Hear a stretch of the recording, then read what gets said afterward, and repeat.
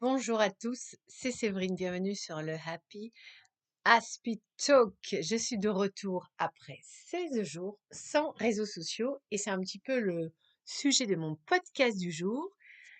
Et ben, je peux vous dire que ça m'a fait un bien fou. Ça m'a enlevé déjà un stress. Ça m'a permis, je sais pas comment expliquer, vraiment de me reconnecter à moi-même. J'avais l'impression d'avoir beaucoup plus de temps parce que le problème des réseaux sociaux, c'est qu'on sait quand on commence, genre, et on sait pas quand on finit. C'est très très rare d'avoir la capacité de dire oui, je vais aller sur les réseaux sociaux que pour 15 minutes. Et ça m'a permis en fait de me reconnecter à moi-même. Et voilà, on va un peu parler de ça dans ce podcast, vous donner vraiment des conseils, comment on fait pour gérer les réseaux sociaux. Et déjà, est-ce que c'est vraiment utile les réseaux sociaux? Voilà, c'est un peu la question qu'on peut se poser. Alors, les réseaux sociaux, déjà, je trouve, portent très, très, très mal leur nom parce qu'on le sait, il y a eu de nombreuses statistiques depuis la création de Facebook. En fait, il y a des études qui ont été faites et on s'est rendu compte qu'au bout de 6 mois, on avait testé, le bonheur des gens qui avaient un compte Facebook et ils reconnaissaient, les gens, qu'au bout de 6 mois de Facebook, ils avaient l'impression que leur bonheur, leur qualité de vie avait diminué, en fait, qu'ils étaient moins heureux avec Facebook qu'avant. Non, mais qu'est-ce qu'on fait sur les réseaux, les amis? Franchement. Non, moi, sérieusement, si je suis sur les réseaux, si je suis sur YouTube, c'est pour partager des choses très importantes. Sinon, je m'en passerai. Voilà. Et je pense que c'est ça. Vous devez vraiment poser la question, qu'est-ce que je fais sur les réseaux? Est-ce que je suis là parce que je m'ennuie? Est-ce que je suis là pour raconter ma vie? Est-ce que je suis là pour apprendre des choses intéressantes? Et est-ce que j'apprends des choses vraiment intéressantes? Posez-vous la question quand vous êtes sur les réseaux, quand vous écoutez des gens, voilà. Est-ce que j'ai juste passé mon temps ou est-ce que j'ai appris quelque chose qui va me permettre, voilà, d'avancer dans ma vie, mais même si c'est avancer à un tout petit niveau, mais en tout cas un petit truc positif.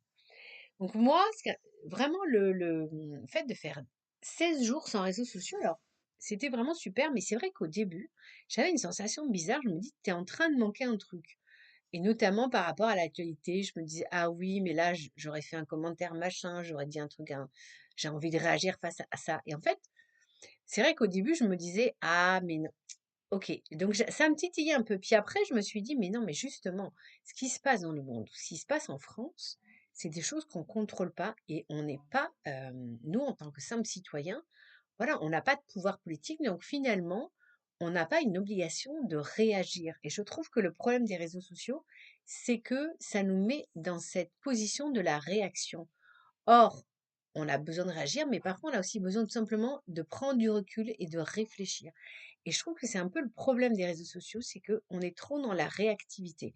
Donc moi, au bout d'un moment, et passé ce stade où de toute façon j'étais super disciplinée, j'avais dit je ne craquerai pas, même s'il y avait je sais plus quel événement qui me paraissait important, j'avais envie de donner mon opinion.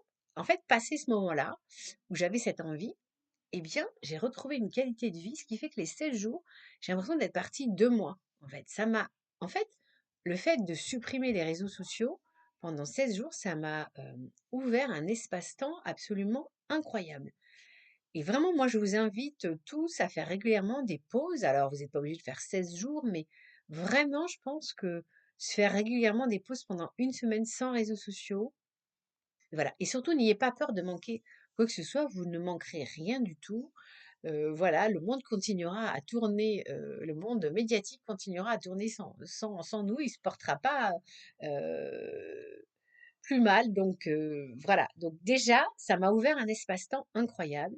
Ça m'a permis de me reconnecter à moi-même, de me reconnecter à mon corps, d'essayer de comprendre quels étaient les besoins de mon corps. Parce que c'est vrai que quand on est sur un écran, on est totalement déconnecté de son corps. On ne sait plus si on a faim, si on a soif, si on a envie de bouger, si on a besoin de s'arrêter, si on est fatigué mentalement. Puis voilà, et les réseaux sociaux, on est submergé par trop d'informations. Et l'être humain, on ne peut pas gérer 15 millions d'informations, sinon on sature. Et c'est pour ça que souvent, même tout le temps, on a du stress si on passe trop de temps sur les réseaux. Donc ça m'a permis, voilà, de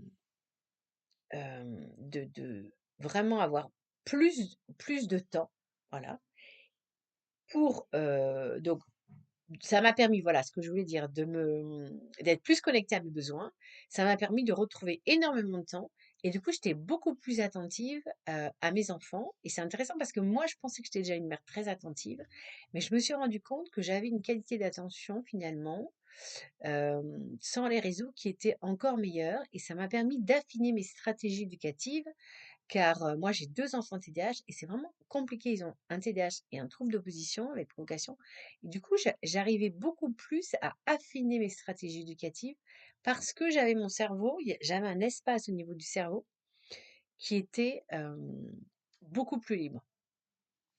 Donc voilà, donc du coup, ça m'a permis de mettre en place des stratégies éducatives concernant mon fils et d'ailleurs que je développerai, parce que j'ai découvert plein de choses en fait. Ça m'a permis en fait, ce temps de cerveau disponible que j'ai récupéré m'a permis du coup de pouvoir avoir plus de temps pour mettre en place des stratégies éducatives parce que moi je teste beaucoup de choses avec mon enfant TDAH parce qu'il n'y a pas un modèle type pour comment élever l'enfant TDAH. Bon, il y a des grandes lignes à respecter, très bonne hygiène de vie, on se couche tôt, on dort bien, on mange équilibré, pas trop d'écran.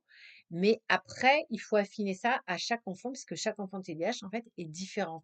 Il faut aussi l'affiner par rapport à son mode de vie. Bon, nous, on a un mode de vie urbain. euh, voilà, moi, je suis une famille monoparentale. Le papa est très peu présent en ce moment. On espère que ça va changer. Donc, du coup, voilà, il faut affiner, en fait, avec les grandes lignes, il faut l'affiner. Donc, ça m'a permis de développer des stratégies, de les mettre en place. Et je vous en parlerai sur ma chaîne dans quelques temps. Donc pour terminer, je voulais dire que c'était vraiment super de pas avoir de réseaux sociaux pendant, 16 jours. Ça m'a fait un bien fou et je vous conseille, voilà, vous aussi, de faire des pauses régulières. Moi, j'en fais à toutes les vacances scolaires et je pense que je vais vraiment m'y tenir. Voilà, parce que le plus dur, c'est ça, on prend la résolution et après il faut y tenir parce que votre cerveau, dans un premier temps, va vous rappeler à l'ordre et dire: «Viens, t'as loupé un truc et tout». Non, on ne loupe rien. Au contraire, on gagne tellement. Voilà, on se retrouve très vite sur ma chaîne où j'essaierai de vous développer les stratégies éducatives que j'ai mis en place pour mon fils TDAH. À bientôt!